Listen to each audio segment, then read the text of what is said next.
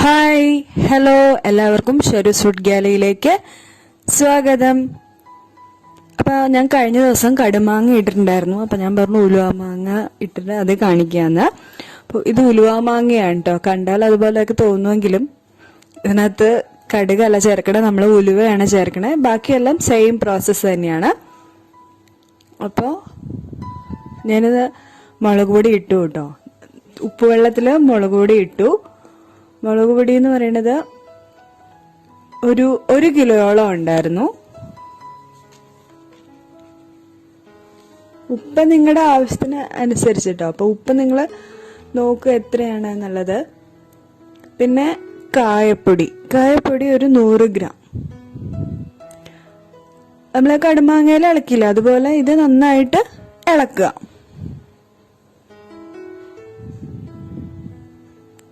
പിന്നെ ഉലുവാപ്പൊടി. ഈ ചിലവർക്ക് ഇത് എന്താ പറയാ കടുക് പറ്റില്ല. ചിലവരുടെ എന്താ പറയാ ശരീരപ്രകൃതം അനുസരിച്ചിട്ട് കടുക് പറ്റില്ല. അപ്പൊ അങ്ങനെയുള്ളവർക്ക് ഉലുവയാണ് നല്ലത്. പിന്നെ ഉലുവ ഒരുപാടാകാതെ ശ്രദ്ധിക്കാതെ. ഞാനിവിടെ എടുത്തേക്കുന്ന ഉലുവ 50 ഗ്രാമാണ്. നന്നായിട്ട് ഇളക്കിയ ശേഷം നമ്മൾ മാങ്ങ നന്നായിട്ട് കഴുകി ഉണക്കി കുപ്പിയിലിട്ട് വെച്ചിട്ടുണ്ട്. അതിലേക്ക് ഇടുക. ഞാൻ മാങ്ങ 8.5 കിലോയോളം ഞാൻ എടുത്തിട്ടുണ്ട് കേട്ടോ.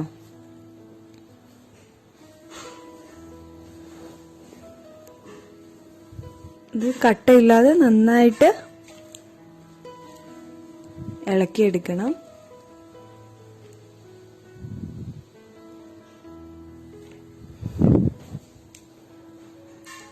അറിയാം, ഈ ആയുർവേദത്തില് അറിയാം ചില ശരീരപ്രകൃതക്കാർക്ക് കടുക് പറ്റില്ല. അപ്പം നമ്മൾ ഉലുവ എടുക്കുക. ഇതുപോലെ വളരെ നല്ല സ്വാദ് തന്നെയാണ് ഉലുവ മാങ്ങയ്ക്കും.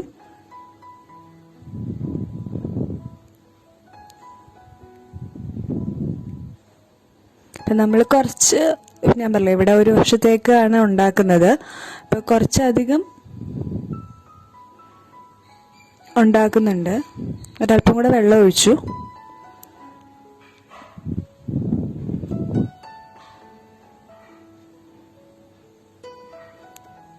പിന്നെ റിലേറ്റീവ്സിനൊക്കെ കൊടുക്കാറുണ്ട്. അതാണ് ഇത്ര ബൾക്കായിട്ട് ഉണ്ടാക്കിയേക്കുന്നത്. നമുക്കാണെങ്കിൽ ഇതിൻ്റെ അപ്പോൾ 1 കിലോ ആണെങ്കിൽ ഇതിനനുസരിച്ചിട്ട് എല്ലാം കുറയ്ക്കുക. പിന്നെ എരിവും ഉപ്പും ഒക്കെ നിങ്ങളുടെ പാകത്തിനനുസരിച്ചിട്ടാണല്ലോ. പിന്നെ നല്ലെണ്ണ ഒരു 400 ml. നന്നായിട്ട് വീണ്ടും ഇളക്കുക.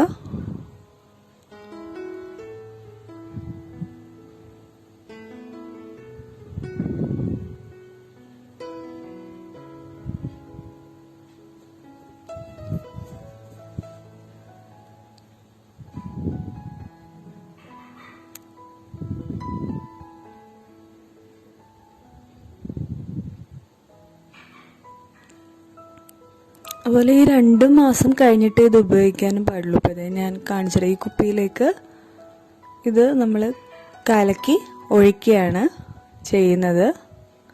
ഞാൻ അന്നത്തെ വീഡിയോയിൽ പറഞ്ഞില്ല, ഉപ്പിട്ടിട്ട് ഇങ്ങനെ ലെയറായിട്ട് ഉപ്പിട്ടിട്ട് അതിന് ശേഷം മുളക് പൊടിയൊക്കെ ചേർക്കുന്നവരുണ്ട്. ഇതാണ് കുറച്ചുകൂടെ ഈസി മെത്തേഡ്.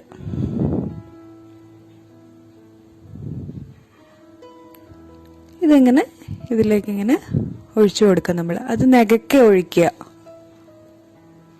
ഒരു 2-3 മാസം കഴിയുമ്പോഴാണ് ഇത് കറക്റ്റ് അതിൻ്റെ ആ പാകമാവുന്നത്. എല്ലാം ആ മുളകും ഉപ്പും ഒക്കെ ഈ മാങ്ങയിൽ അലിഞ്ഞിറങ്ങും.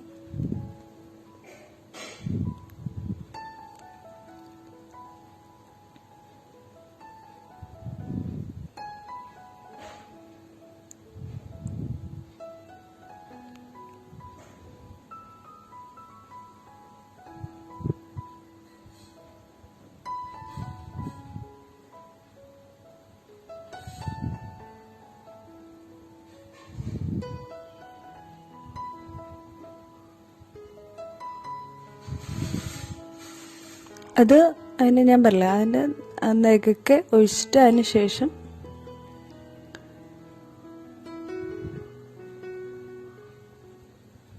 ആണ് നമ്മൾ ബാക്കി അടച്ചു വെക്കണേ.